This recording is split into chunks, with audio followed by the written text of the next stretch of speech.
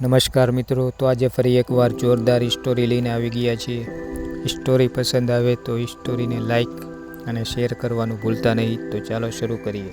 એક જંગલમાં એક મહેનતી ચીંટી અને એક આળસુ ટીડો રહેતા હતા. ઉનાળાનો સમય હતો.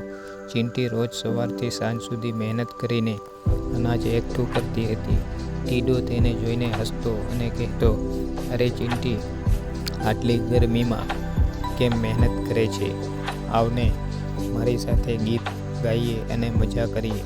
ચીંટી શાંતિથી જવાબ આપતી, હવે મહેનત કરશું તો શિયાળામાં આરામ મળશે.